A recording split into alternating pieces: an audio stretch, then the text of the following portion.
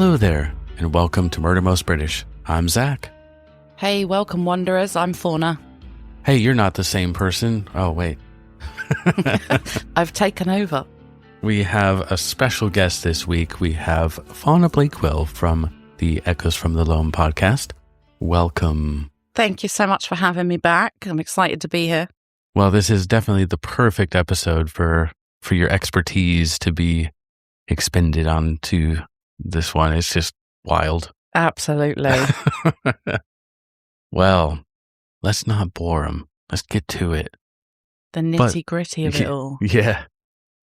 Before we begin, a small request from us, well, me, and go over to hers as well. If you enjoy listening to our true crime stories, please give us a like and a follow and a 5-star rating. Also, follow us on Instagram and TikTok at Murder Most British and on Facebook at MMB Podcast. And you can find me on Facebook, Instagram, and TikTok at Echoes from the Loam. And if you'd like to support this show directly and unlock ad-free episodes, bonus episodes, early access, Q&As, and more, you can join us at our Patreon community. Jump over to patreon.com/Murder Most British Podcast. We'd love to have you there. Your support helps archive grow and ensures that no story is ever forgotten. Just a little trigger warning. This episode contains discussion of a violent death, including distressing crime scene details. It also includes references to folklore, superstition, and alleged witchcraft connected to the case. So some listeners may find this content upsetting. Listener discretion is strongly advised. Now, let's get to the story. So Meon Hill rises above the Warwickshire countryside like any other stretch of ground. But for centuries, people tied darker stories to it. Omens, phantom hounds, things said to move there after dark. And then on Valentine's Day, 1945, a 74-year-old farm labourer went out to work beneath that very hill. By evening, he was dead. No one saw what happened, and in the silence that followed, the old stories came back. Our story begins with Charles Walton, a 74-year-old man who had lived his entire life in the Warwickshire village of Lower Quinton. He was an agricultural labourer, taking whatever casual farm work he could find, and by the end of his life, he was no longer a strong man. Rheumatism and sciatica had badly affected his movement, and he relied on 2 walking sticks to get about. One bought, the other made from a rough branch cut from the hedge. Even so, he was still part of the local farming world, moving between fields and odd jobs as his strength would allow. He lived at 15 Lower Quinton, a rented cottage opposite the village church, and he had been there since the First World War. Walton was a widower. His wife had died in 1927, and by 1945 he was living with his niece, Edith Walton.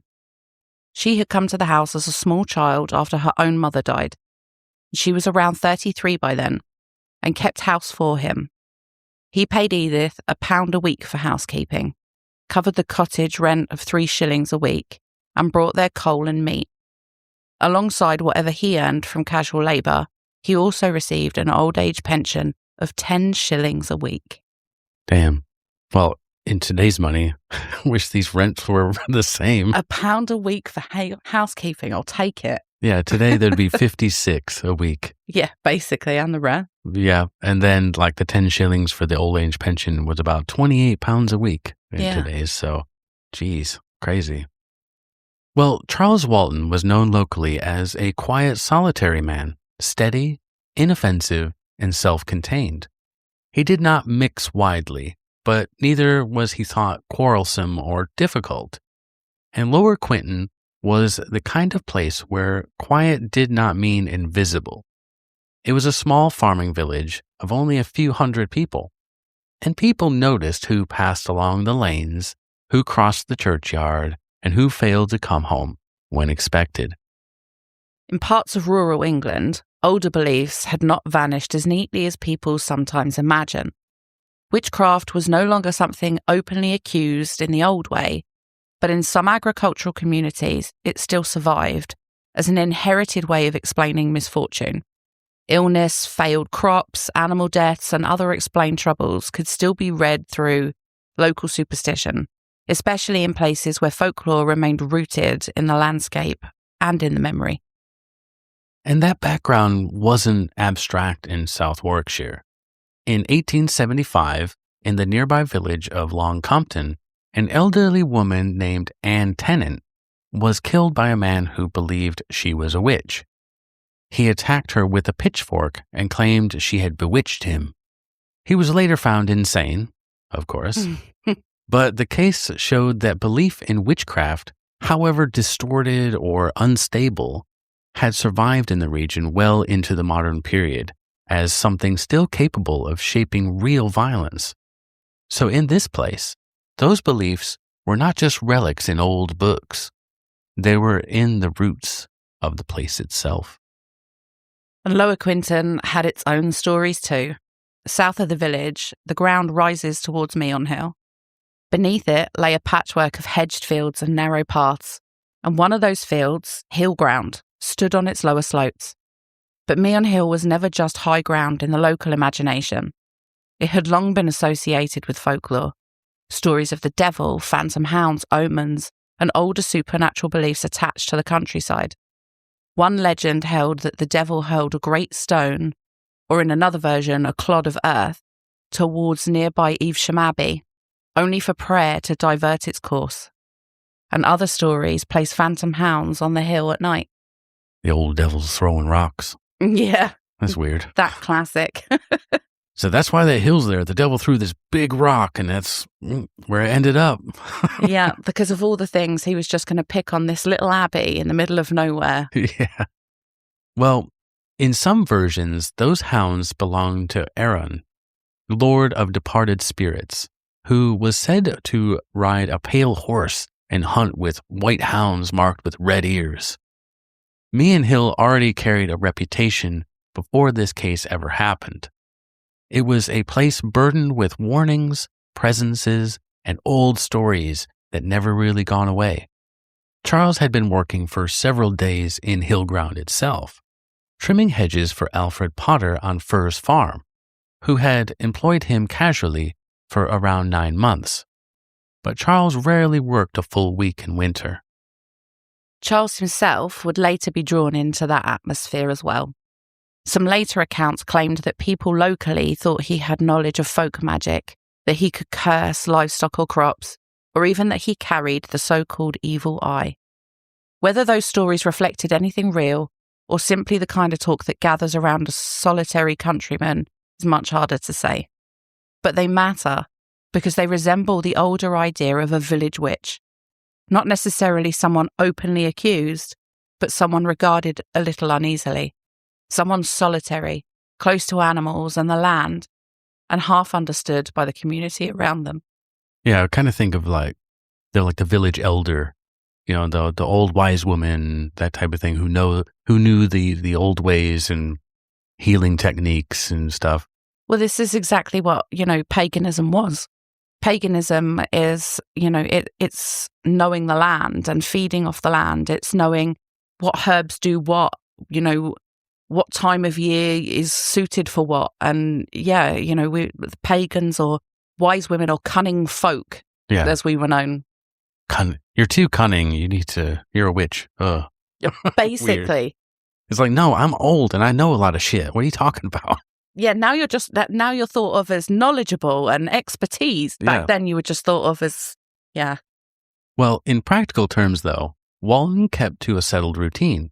On working days, he generally left home at around 8:30 in the morning. He did not carry his hedging tools back and forth each day. They were usually left in whichever field he was working in, ready for him to pick up where he had stopped. He was usually back home by around 4 o'clock for dinner. You couldn't do that these days, do you? Leave your tools in the field ready for when you come back in the morning. They wouldn't be there. Some asshole would be out there stealing them. Yeah, absolutely. So when Wednesday the 14th of February 1945 began, it began like any other working day. Walton came downstairs dressed for outdoor labour in the clothes he normally used for hedging, a tweed jacket, matching waistcoat, heather mixture cardigan, a flannel body belt, 2 shirts, 1 flannel, 1 short-sleeved cotton, black boots and knitted socks against the cold. Damn, he was kitted out. He was kitted out, to say the least. And attached to a chain fastened to his waistcoat was the white metal pocket watch which he carried with him. He didn't usually carry papers, and though sometimes he took a purse with a few shillings in it, on that particular morning he left it at home. Edith was getting ready for work herself. She was employed as a printer's assembler at the Royal Society of Arts, which had relocated to Lower Quinton during the war. And before she left, she made him the breakfast he always had, toast and coffee, and wrapped up a piece of fruit cake in a blue sugar bag for him to take out into the fields. Then, when he was ready, he left the cottage and set off for Hillground. A bit of fruitcake for lunch? Ugh, gross. Yeah, I'm not a fruitcake fan either, I can't lie, especially one that's been in the heat while you're working away. Ugh. But that morning, Walton left home and passed through the churchyard opposite the cottage, heading towards the lower slopes of Meon Hill and the field where he had been working. By around midday, he was still believed to be out there on the hedging job, and nothing about the day appears to have caused any alarm. Well, when Edith returned home at around 6 p.m., her uncle should have already been back. She called for him and checked the house, but there was no sign of him. The place was empty. She seems to have understood immediately that this was not normal. Walton was elderly, bent with rheumatism, and not a man who stayed out after dark without explanation. There was no point checking the College Arms pub. He was not the sort of man expected to be sitting there late. So Edith went next door to Harry Beasley's house. And Beasley had known Walton all his life and had lived beside him for 23 years. He'd last seen him at around 5 o'clock the previous day, when Walton had been working in his garden and called him over to help put a piece of wood on a sawhorse. Beasley agreed with Edith that the absence was unusual. So Beasley took a coat and a torch, and the two of them crossed the road, passed through the churchyard, and went out into the fields Walton had entered that morning. They called his name and searched the nearby ground, looking through ditches and along the fields as the light faded, but they found nothing. And with each passing minute, Edith became more certain that something had happened. When the search led nowhere, they made their way to Furze Farm. It was roughly 6:15, and when Alfred Potter got up from his dinner table to answer the knock at the door. That'd be scary. Like, you know the schedules. You know, hey, he comes back every day. Well, this is the thing. A man in his 70s who isn't known to frequent the pub just doesn't come home one day. That would automatically ring with me that something awful's happened. Oh, yeah. Well, Potter came out at once when Edith and Beasley reached Furze Farm. Edith did not waste time on pleasantries. She asked what hedge her uncle had been working on and told Potter that he had not returned home. Potter replied straight away that there must be something wrong. He said he had seen Walton earlier that day, still working in Hillground, and Potter joined the search. I'd just like to point out that the connection between Potter and Beasley, which is so similar to Weasley, You're a wizard. It's got me a little bit tickled. So the three of them headed back out into the fields beneath Meon Hill. Potter led the way, Beasley walked beside him with a torch, and Edith followed behind. As they crossed the farmyard and moved back into the field, Potter said that on Wednesdays he had to do the milking, and that he had come to the field at 12 o'clock to cut some hay and had seen Walton still working. They called Walton's name and searched the ground as they went. Then near the point where one hedge met another, about 10 yards from where Potter said he had seen Walton alive, they found him. Charles was laying on the ground beside the hedgerow, only a short distance from where he had been working. It was obvious at once that he was dead. There was no sign that the body had been moved at all. Whatever had happened there, in the field itself. Beasley tried to stop Edith from coming any closer and moved to shield her from the full sight of the body, but it was already too late. She saw enough to understand and began to scream. Oh, bless him. And at that same moment, a local farm labourer named Harry Peachy was passing on the far side of the hedge, walking back up in the direction of neighbouring Upper Quinton. He had gone up the hill to inspect a field of beans, planted months earlier, and had noticed nothing unusual on his way out. Potter called out to him and told him to go at once to Mr. Vallander's and telephone the police. And while Peachy went for help, Beasley led Edith away, and Potter stayed beside Walton's body. The violence done to Walton was severe and unmistakable. He had been attacked there in the field, beaten and cut with the implements he had been using to work, and left in a position that was deeply shocking to look at.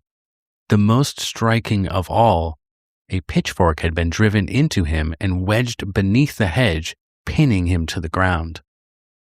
That detail in particular, the pitchfork pinning him there beneath the hedge, would become one of the central reasons the murder later acquired a reputation for ritual or witchcraft.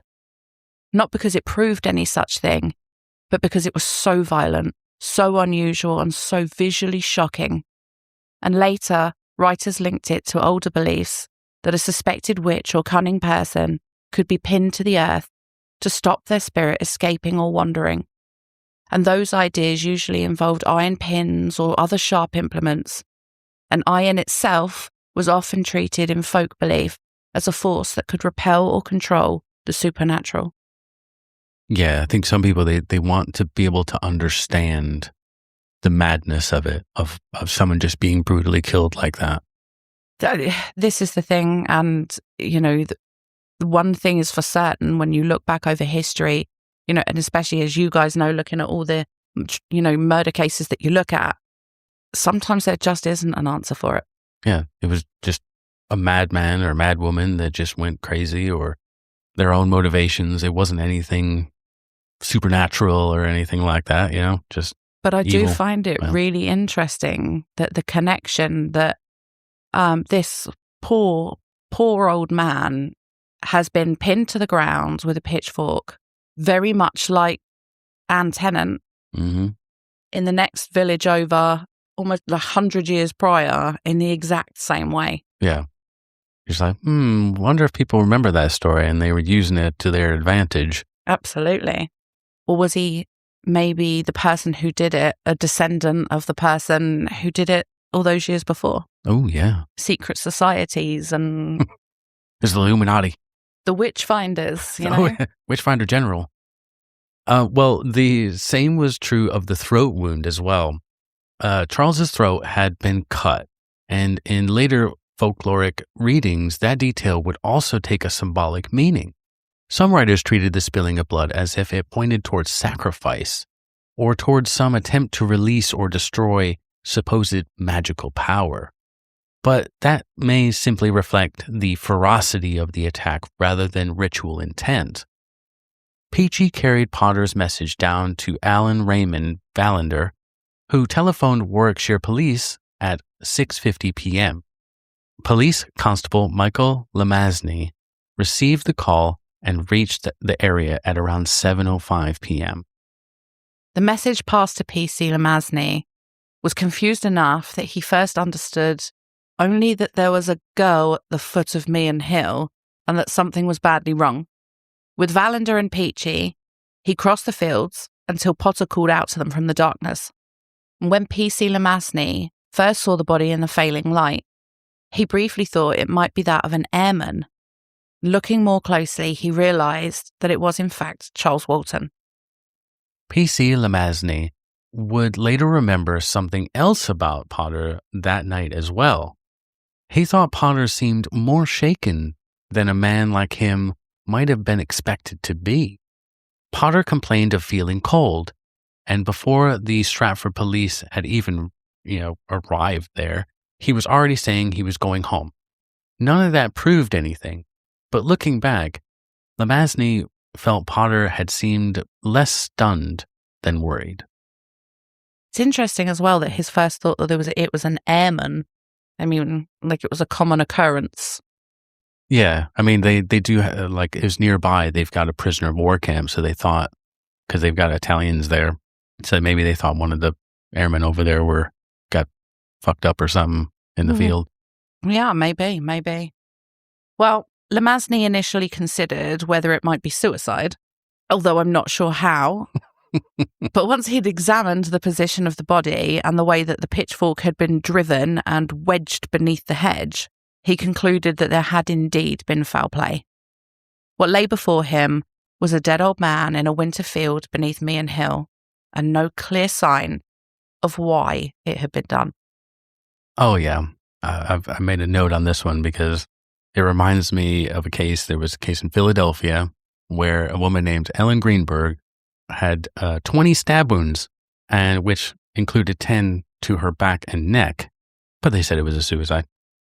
I don't know how they make these determinations, like to physically have the strength to drive a pitchfork through you into the ground and pin you in place. And into the hedge as well. Yeah. When you're in your 70s and have sciatica and rheumatism. Yeah. Is, mind baffling. He just got some adrenaline Hulk strength and just did it to himself. Like, what are you talking about? Oh, and hit himself in the back of the head while he was there with his stick. You know, it's so weird. But I think it was just like he was shocked as well, probably, and was like, "Oh my God, what did he do to himself?" Oh wait, no, this is actually murder. Yeah, absolutely. Well, one of the first things investigators noticed was the missing pocket watch. Charles had left home wearing a white metal watch on a chain. But when P.C. Lamazny searched the body, only a piece of silver chain remained in the waistcoat. That pointed at least tentatively toward theft, though it did not explain the sheer violence of the attack. In police circulation notices, the watch was described in detail: a plain white metal gentleman's pocket watch with a snap case back, white enamel face, English numerals, a second hand, and the name Edgar Jones, Stratford-on-Avon, on the dial. It had been valued about 10 years earlier at 25 shillings. 25 shillings. That's roughly, £70 in today's money? Yep. And from the beginning, the official response moved quite quickly. Stratford-upon-Avon CID arrived that same evening, and Professor James M. Webster of the West Midlands Forensic Lab reached the scene at about 11:30 p.m, and the body was removed in the early hours of the following morning. Before that first night was over, Detective Inspector Toombs had already begun taking statements, including Alfred Potter's first account of the day. I've had some epic names in this so far. Toombs. Inspector Toombs. Working for CID, that's very cool. Well, Potter mattered immediately because he was not only Charles's employer, he was also the man who said he had last seen him alive. In that first statement, Potter said he had been at the College Arms with Joseph Stanley until noon, then went across to a small adjoining field and saw Charles still working in hill ground, 500 or 600 yards away. That's quite a distance. Yeah, that's... I guess if you just know that, I know that's Charles out there. So. Could you be certain? Yeah. Beyond all reasonable doubt? Mm-hmm. Well, he said Charles had only 6 to 10 yards of hedge left to cut, and later remarked that about 4 additional yards seemed to have been done by the time the body was found. In his view, about half an hour's work. He also said it was Charles's usual habit to stop for lunch at around 11. And that account mattered even more once the post-mortem began narrowing that time of death. Webster found blows to the head from Charles's own walking stick, deep wounds to the neck from the bill hook, also known as a slash hook or a trouncing hook, broken ribs, bruising to the chest, and defensive injuries to the hands and arms. The trachea had been cut. The injury showed that both a cutting weapon and a stabbing weapon had been used. And he also noted that Charles's shirt had been opened, his trousers were unfastened at the top, and his fly was undone. Weird. Incredibly. Well, Professor Webster placed the time of death between about 1 and 2 in the afternoon. That made the early afternoon critical. Potter said he had seen Walton still working shortly after noon, which placed him among the last people to have seen him alive. The postmortem also matters for another reason, because one of the most persistent later claims was that a cross had been carved into Charles's chest. That detail became central to the case's later reputation as a supposed witchcraft murder. But it does not appear in Webster's official postmortem evidence, and that leaves it standing on much shakier ground than later retellings often suggest. And that matters too, because once a detail like that enters a case like this, it arrives already carrying meaning. In folklore, the sign of the cross could be read as protective, something used to ward off harm or control a force thought dangerous. It belongs to the same apotropaic tradition as witch marks and hex foils, signs cut into buildings for protection. So even if the claim itself remains unproven, it helps explain why the murder so quickly attracted a darker interpretation. But the investigation itself started in more ordinary directions. The missing watch was circulated to jewelers and pawnbrokers. Detectives considered whether the killer might have been a stranger. Lower Quinton could be crossed on foot, and the prisoner of war camp at Long Marsden lay only a short distance away. One early police message even suggested that the murder might have been the work of either a madman or of one of the Italian prisoners from the nearby camp. That became one of the first major lines of inquiry. Lower Quinton could be crossed on foot, and Long Marston's prisoner of war camp lay only a short distance away. So on the 16th of February, the inquiry widened sharply, and Chief Inspector Robert Fabian and Detective Sergeant Albert Webb arrived from Scotland Yard, and Detective Sergeant Saunders of Special Branch also came to assist. Useful in particular because he spoke fluent Italian. But they were bringing in the big guns, tell Absolutely. you right now, because Fabian was one of the most prominent detectives in all of Britain at the time. So his arrival marked a clear escalation. So he was like top dick of the Met Police. Absolutely. Head honcho. He was, for like reading up on him, he was like a household name. He was famous. Like the mythical Sherlock Holmes. Yeah. It was that name that everybody knew. Yeah, he could crack shit that nobody else could crack. So the prisoners from Long Marsden were questioned, but the picture was never especially clear. They appeared to have a fair amount of freedom to move about the surrounding area, and no complete record was kept of all of those movements.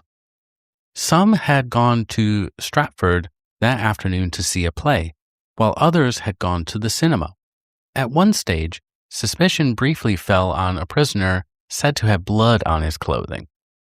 Is it just me, or does it seem like a really pointless idea to call them like prisoners of war and then just let them strut off to the cinema to go and see a movie? It's not I'm guessing that, because I think of prisoners of war that were like, at the time, like the Japanese prison, when our people were getting, they were getting fucked up by them. Absolutely. And horrible conditions that, you get prisoner from, the Nazi, they torture you and shit. And we're over here, hey man, you want to go to the cinema? Like, it just doesn't make a lot of sense, does it? And to not even keep records of like who's coming and going either. Yeah. I think it just shows that difference of like how we treated and how they treated and how better they were here. The definition of English gentleman. Yeah. Yeah.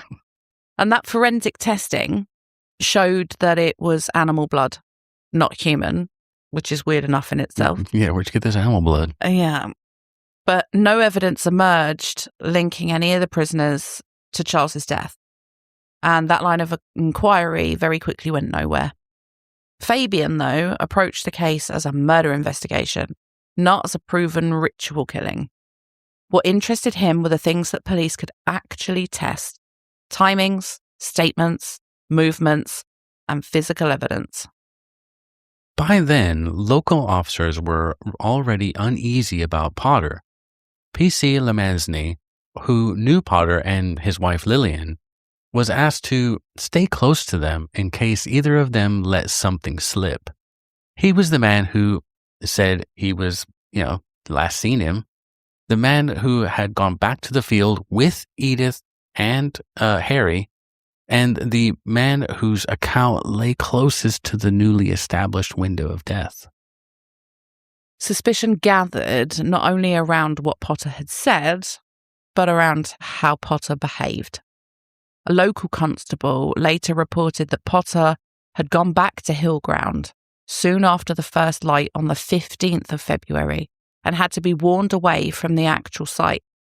He exchanged a few remarks about the cold, handed over a player's cigarette, and left. On its own, that proved nothing. But once investigators began testing the rest of his account, it became one more detail that just sat badly. Yeah, just this weird, why are you up? Why are you up there? But then there's a big thing, isn't there, about certain killers like to return to the scenes of their crimes. Oh, yeah, that's, It seems quite plausible. Well, under questioning, Potter's timings began to shift. He variously placed his sightings of Charles at around 12:10, 12:15, and then about 12:20, and later described having seen someone standing stationary in the field at around 12:30. That's a big gap. I mean, that's a pretty big gap, isn't it? But I guess you're not always just sitting there. Well, I saw him, I checked my watch, was he, okay, I just saw him at 12. I guess you're just kind of guessing, Possibly. And then you have to take into account that he was leaving the pub. Oh, yeah, he had a couple beers. So, was his statement the most reliable? And, could he have actually been paying enough attention to know? Yeah, true. Well, he also said Charles had been working in his shirt sleeves, a detail that sat awkwardly with the clothing later found on the body. Fabian regarded those changes as important because they suggested Potter's recollection was unstable, even on points that should have been simple. And once that happens, every movement in the critical period starts to matter. Potter said in one version that after leaving the College Arms, he went across to a field known as Cax Lays to see some sheep and feed some calves, and then saw Charles around 12:20 working in his shirt sleeves. He said he would have gone over to speak to him, but had to deal with a heifer in a ditch nearby. And later he said that after returning home, he read the paper briefly, then went to help Charles Henry Happy Bachelor Pulp Mangolds. What? Yeah, he went to help Charles Henry Happy Bachelor Pulp Mangolds. They were pulping him. So his name is Charles Henry. Charles Henry Happy Bachelor. Yeah. Okay. All of those I told you, are not making a sentence. I told you, we've got some epic names in this. This is amazing. Yeah, Happy was his nickname. I'm guessing he was a happy guy. What are mangolds? Fuck if I know. I thought it was like, at first I was like, those are mangoes. No, mangolds. And my brain went marigolds. What do they do with flowers? Yeah. Well, Mrs. Potter and Bachelor broadly supported that account. Joseph Stanley, meanwhile, confirmed that Potter had helped him castrate 2 calves that morning and had drunk 2 glasses of Guinness in the College Arms between 11:45 and noon. That's necking it, son. Yeah, that's especially for Guinness. About 15 minutes, just gotta get this down me. I got shit to do. Cheeky Nuna. Well, all of that sharpened the importance of the period of time, roughly between noon and 12:40. The same stretch of time in which investigators believed Charles may have been attacked. Then more difficulties appeared. Potter said he had gone to attend to a heifer in a ditch, but investigators learned the animal had already died the previous day and wasn't removed until later on the 14th. He later said he had touched the murder weapons when he found the body, supposedly to make sure that Charles was dead. But that explanation appeared only after police mentioned that there might be fingerprints. Ooh. Beasley disputed any such check had been necessary or that he had asked Potter to do it. Yeah, why are you grabbing that murder weapon, boy? Why are you lying about a heifer? Yeah, that too. It seems like, well, he could have been where he's like, well, I was going to help them get it out because it had already died, blah, blah, blah. So there might have been. I suppose same in technically with, with the murder weapon. If you potentially could have thought that you could help them or they were still alive, would you instinctively just reach out and grab it? Yeah. Unlikely. Pitchfork through the neck will do that. From the accounts, he was clearly dead. So there was probably no reason to ever grab it and do anything. But reasonable doubt. Yeah. Well, when those fingerprints were mentioned, Mrs. Potter reportedly reacted with obvious alarm, saying police were bound to suspect her husband if his prints were on the weapons. Around the same time, Potter suggested the killing was, quote, the work of a fascist from the camp. And when word reached the farm that an Italian prisoner had supposedly been detained, both he and his wife reacted with striking relief. None of that proved Potter was the killer, but it deepened that suspicion, and his movements during the likely time of the murder could not be fixed with certainty. I mean, the most reasonable explanation that Potter perhaps should have gone for was he hired him, so could technically, the equipment's in my field. I've moved them that morning.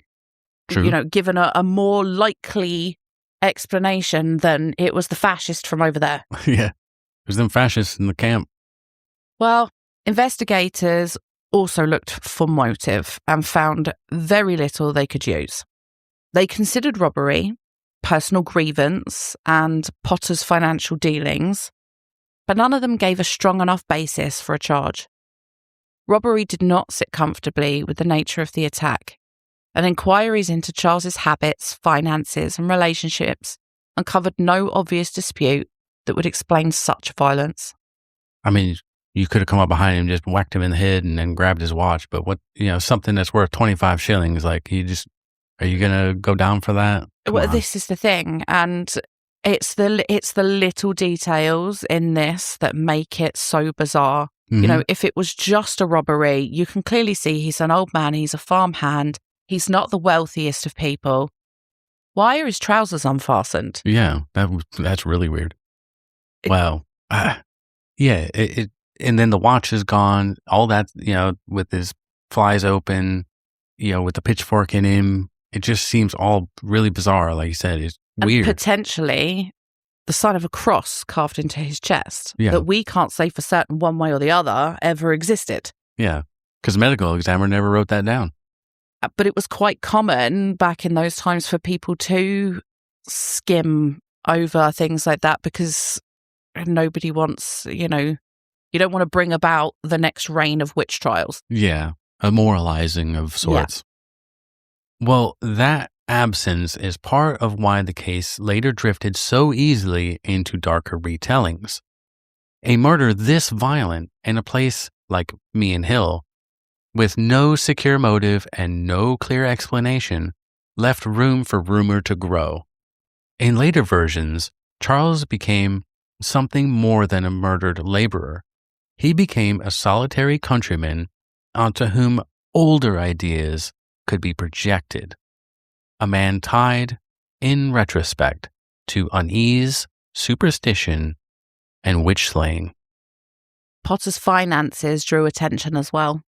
On the 17th of February, he said he'd paid Charles 18 pence an hour, usually at the end of each fortnight, though sometimes weekly, and implied Charles was occasionally paid for hours he had not actually worked. He said he last paid him for the fortnight ending the 10th of February and gave him £2.15. Fabian later concluded that Potter had in effect been claiming more in wages for Charles than he actually paid him and was pocketing the difference. Oh, he was skimming off the wages. Oh, no. Which just is that old chestnut, isn't it? Dipping into the pot as a motive. So he's got all this going on, so suspicious. And then this could point to Charles found out and confronted him about it. And then he's like, you ain't fucking snitching on me, and killed him. But I wouldn't mind, but all of these things that were, a little bit odd or can't be explained, but there was nothing concrete. Nope. Okay, so that really didn't establish a motive for murder. Well, people have killed for less. But it reinforced Fabian's view that Potter was not a straightforward witness. Statements from two former employees, William George Died and George Purnell, added to that picture by indicating that Potter had at times struggled to pay wages. Other inquiries widened the net without really advancing the case. Fabian looked into Charles's wider circle too, including his best friend George Higgins, who had been working only a few hundred yards away in a barn on the day of the murder. Higgins could not be ignored entirely, but Fabian doubted that the elderly man had either the strength or the motive to carry out such an attack. Edith Walton's long relationship with Edgar Good was noted and checked, and Good was eliminated, and the physical evidence itself offered only limited help beyond showing how Charles had died. The walking stick, the billhook, and the pitchfork were all tools already present in the field. They belonged naturally to the place. Yep, they weren't just brought from somewhere else. No, but... couldn't trace him to anyone. If he was working in a barn only a few hundred yards away, could he have not seen something? Why was he not thought of earlier in the investigation? True. But if you're in there working away and you're inside and you can't really see that far or not really paying attention, you're not really thinking, hey, I better keep a lookout because somebody might get murdered. Well, no, but he might have heard something. True. Had Charles have screamed but like you said, maybe his hearing wasn't that great. He was yet another elderly farm worker. As you walked up, hey man, were you in this? Oh gosh, you're older too. I don't think you're going to be the guy that did this. Yeah, basically. Well, Charles had resisted, but there was no clear sign of a prolonged struggle beyond the immediate area near the hedge. Potter's clothing also drew attention. His Bedford cord trousers bore 2 marks on the front that Webster believed might be blood, but they had been cleaned too thoroughly for any positive analysis. Yeah, no DNA back then. No. And them trousers long gone. Yeah. Well, Fabian and Webb widened the inquiry further. More than 500 statements were taken from residents of Lower Quinton and others who had been in or around the area that day. And that is a lot considering that, the era we're talking about. Oh, yeah. They went around everywhere. Yeah. Fabian, he didn't fuck around. No, absolutely. And the surrounding farmland was searched in detail. The Royal Engineers were brought in with mine detectors to search for the missing watch or any other discarded object that might provide a lead. But nothing useful was ever recovered. The watch did not surface, no decisive item was found in the fields, and no statement broke the case wide open. No direct witness emerged. No one clearly placed a suspect beside Charles in Hillground that afternoon. Well, that silence was one of the investigation's most striking features. Fabian and Webb were not dealing with a village in open panic, but with one that seemed guarded. The impression Fabian later gave was not of a place eager to help strangers from London, but of one where eyes dropped, doors closed, and whatever people suspected was not being said aloud.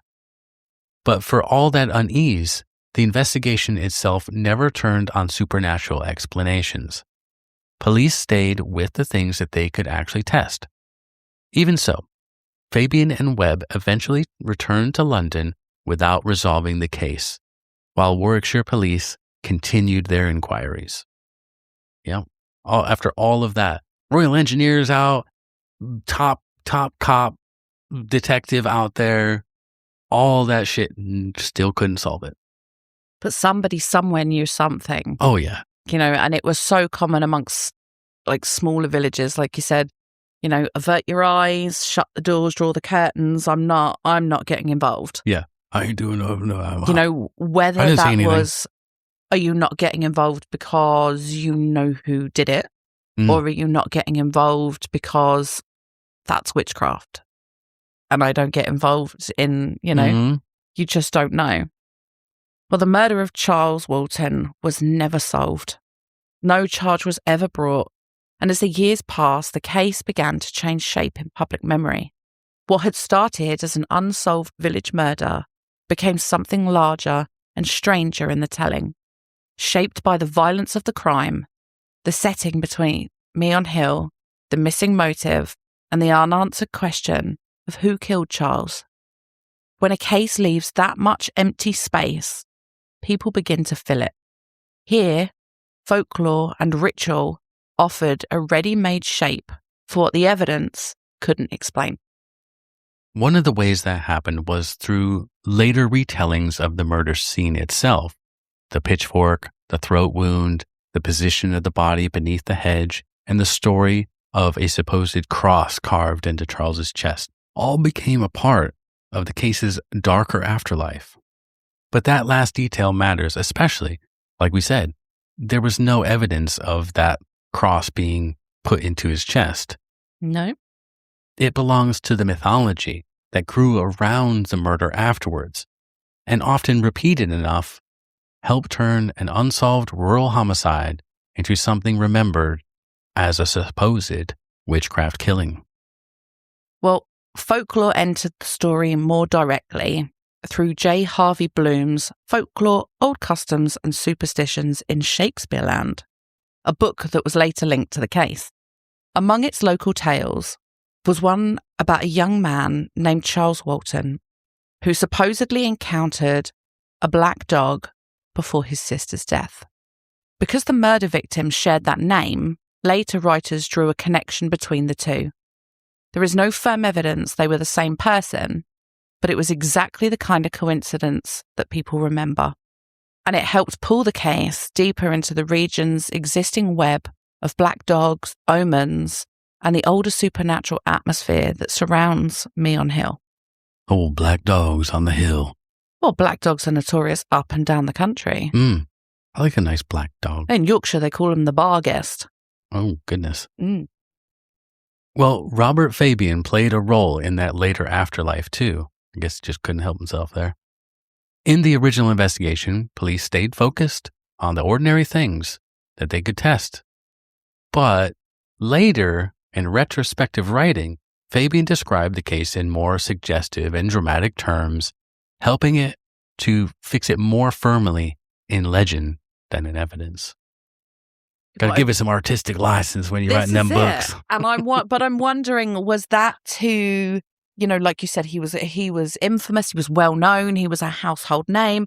Was it written in a dramatic telling to me, help him be the hero of this, to no avail? Or did he know more than he was letting on? Yeah, true. Because he wrote his book, Fabian of the Yard, and that was turned into a BBC series. Oh, amazing. Yeah. So he was famous. Yeah, see, he knew what he was doing. Well, even Charles's grave became part of that uncertainty, with later accounts suggesting that the marker in the churchyard opposite his cottage had been removed. It was a small detail, but one that deepened the sense the case had begun to slip out of record and into folklore. By then, the murder of Charles Walton existed in two forms at once. On one side, the unresolved homicide. An elderly laborer killed in a field, a missing watch, statements taken, suspects examined, and no charge ever brought. On the other, the darker version that grew around it. Meon Hill, village whispers, witch slaying, black dogs, and old beliefs. Whether every later detail was true mattered less than what it did to the story. Meon Hill still rises above the countryside south of Lower Quinton. The hedgerows and the fields beneath it remain as much as they were when Charles walked there in February 1945. Nothing in the landscape explains what happened in that field. The place keeps its silence, and the murder remains where it stood for decades, unresolved, half record, and half legend. Well, that was the story of the Meon Hill murder of Charles Walton. Ooh-wee. Yeah, it's an interesting case for sure. And it just still astounds me that there was just nothing. Like, especially because, in my opinion, like Potter did it. Potter did it. But, having the hard evidence to prove it, and it goes to show how much we rely now on that forensic testing. Yeah. I mean, Fabian, he, like top cop and all that, he had his suspicions. He just didn't have that hard evidence to point to that person. So even if Potter did do it, he couldn't find that one crucial piece that said he was there, or a witness that said, yep, I saw Potter up there with Charles. So you can't go any further, really. No, and it's just frustrating never knowing, like, whether certain aspects of the case are not are true. Like, was there a cross carved into his chest? Why were his trousers undone? Like, for me, I find that particularly unsettling. Why? Well, he could have been going for a wee. I mean, I just thought about it. He could have been, and then that's when they struck him. But then why would you then go through the effort of pulling his trousers back up? Well, I don't know. Well, I don't pull them all the way down when I go. I just whip it out the front. True, and it doesn't actually tell us how far down his trousers were, for example. So yeah, just a strange case. Well, okay. So, Fauna, would you like to take a minute and plug your show and whatever you do on the spooky side of the podcast space, or anything else that you're getting into? Absolutely. So if you've enjoyed hearing me on this episode, you can find me on Echoes from the Loam. Over there, I explore eerie folklore, strange tales, and the darker edges of legend in stories that are written by me. They're all originals. So if black dogs, haunted objects, and old superstitions are kind of your thing, I'd love for you to pop over, check it out, and join me there. You can also find me on TikTok at Psychomantium Paradox, which is our paranormal investigation team. Ooh, spooky. Going up and down the UK, investigating haunted locations, which is fantastic. Yeah. You guys just did a live not too long ago, didn't you? We did, yeah. A place called The House That Time Forgot, or the Lost in Time House.